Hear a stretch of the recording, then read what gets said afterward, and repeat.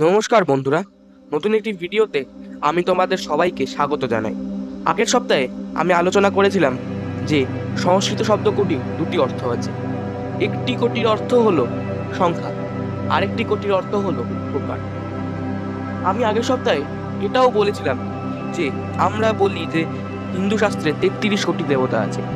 সেই ক্ষেত্রে কোটি কিন্তু সংখ্যার দিক দিয়ে কোটি নয়, সেই ক্ষেত্রে কোটি প্রকারের দিক দিয়ে কোটি।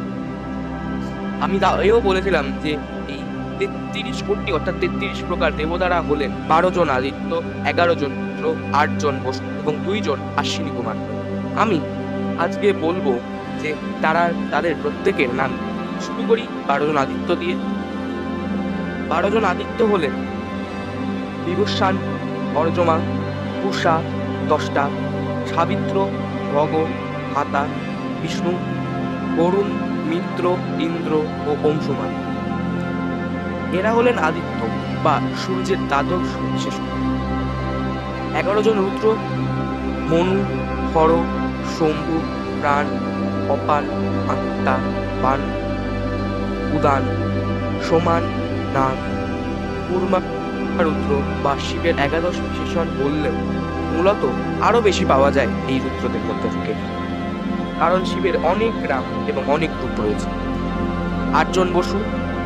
অষ্টবসুরা হলেন ধরা, অনল, অনিল বা জল, প্রত্যুষ বা সূর্য, প্রভাস বা আকাশ, সোম বা চন্দ্র এবং ধ্রুব। 2 আশ্বিনী কুমার। 2 আশ্বিনী কুমারের নাম নাসত্ব ও দম্ভ। মতান্তরে এই 2 জন আশ্বিনী কুমারের জায়গায় হলেন ইন্দ্র এবং প্রজাপতি অর্থাৎ। এটা হিন্দু সম্প্রদায়ের জন্য খুবই গুরুত্বপূর্ণ একটি তথ্য, যা না জানার কারণে অনেককেই সমস্যায় পড়তে হয়। এবার জানলেন তো যে এই 33 প্রকার বা 33 কোটি দেবতাদের প্রত্যেকের নাম। ভিডিওটা ভালো লাগলে ভিডিওটা লাইক করে দিয়ে চ্যানেলটা সাবস্ক্রাইব করে দেবেন। ভিডিওটা কেমন লাগলো কমেন্টে বলবেন।